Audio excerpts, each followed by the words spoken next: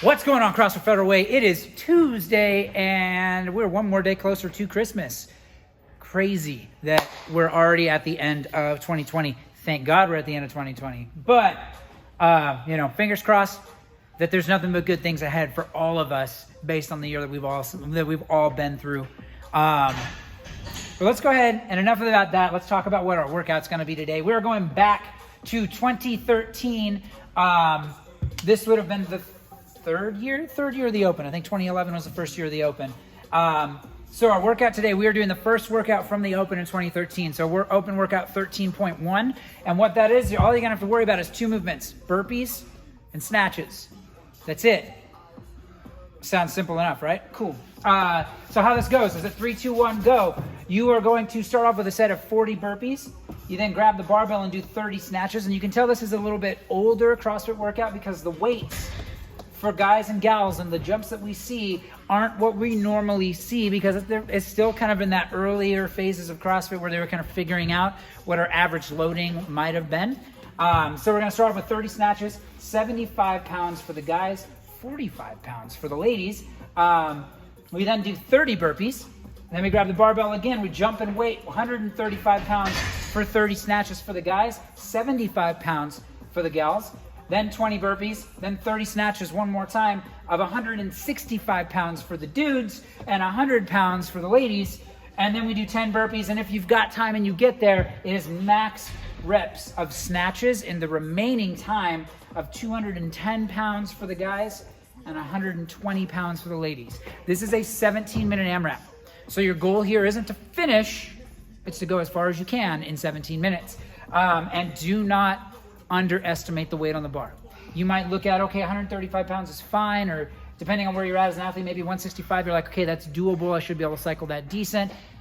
Don't underestimate how much work there is before you get to those heavier barbells, because this one gets real spicy real fast. I mean, when you throw 30 snatches, at least for the guys, that's gonna be the equivalent of doing Isabel right in the middle of all of this. So just mentally prepare yourself to pace. Pacing is king on this workout. It's just one of those ones where you don't want to start off too fast. You could get too gung-ho on those 40 burpees, spike your heart rate, and completely screw yourself on the barbell right from the get-go. And then that 17 minutes becomes more about pain management for 17 minutes than it does about staying consistent and moving well. So let's go talk about our standards on the snatches and the burpees, and then we'll come back to the board. So talking about the snatch on the bar, I put 95 pounds on this barbell just for demo's sake, but lay your plates out if you have enough plates. If you don't have enough plates to do the weight jumps, pick something that's a moderate weight. Maybe the bar stays the same, maybe it's 75 pounds, maybe it's 95 pounds, and you do 30 snatches every time you come back to the bar. Is that a little different than the workout? Yes. Are you going to feel cheated at the end of that as far as if it's a good workout or not? Absolutely not. If anything, it's an excuse or a reason to go faster than you would have if that weight is ascending and increasing throughout the workout. So the snatch, just as a reminder, when we talk about simplistic approach to the Olympic movements, a clean and jerk, you're going to think about a jump and a catch. A snatch, you're going to think about a jump and a punch to get that bar all the way up overhead in one smooth motion. Now these can be, I would keep these power snatches as long as possible and go to squat snatch only if it's necessary or if you're really feeling fatigued and you just can't get that bar over your head anymore. So the things that we're looking at is, again, I want a big jump. As I'm coming up with that bar, I want to keep my arms nice and long all the way until I hit full extension. If I'm bending my arms early on my snatch, I'm creating a weak point in that movement. Then if my arms are bent and I go to jump, gravity's going to take back over, and unless I can support the weight of that bar in this bent position and have enough strength in my arms to hold that bar is just going to force my arms to re-extend. I then lose all of that upward momentum, and the aggressive jump, doesn't matter how aggressive you are, if your arms are bent, you're going to lose power on your snatch every single time. So it's going to be a wide grip on the bar. And then don't forget, we're cycling reps here. If you want to save your grip, if you want to make this a little easier, utilize that hook grip. Wrap the thumb first, wrap the fingers over your thumb in order to make holding onto that bar a whole lot easier. Once you get set, it's going to be a big jump and punch, to get that bar up and overhead for every single rep. Now, for this one, I would consider, especially maybe the first 2 barbells, trying to cycle the bar touch and go, at least a handful of reps. When you get to the heavier bars, fast singles is probably honestly more consistent and overall less energy expenditure. We forget that even though gravity is assisting on the way down, that eccentric loading phase of bringing that bar back to the ground does take energy every single time. So cycling the bar touch and go, while it's faster, it may not be as sustainable. So figure out what that weight is when you look at your loading for this workout and know where you're gonna start doing singles and how you're gonna strategize around keeping that pace. So again, if I'm doing touch and go, bring the bar back down rather than dropping straight into my next single. So other pointers or other cues on the snatch, big things that I've seen in any videos or anything like that people have maybe sent me, is the barbell starting to travel out and away from the body early. So what I want you to think about while you're snatching, even on the lighter weight, just because it's light doesn't mean we can throw form out the window. So even on the lighter weight, turn on those lats.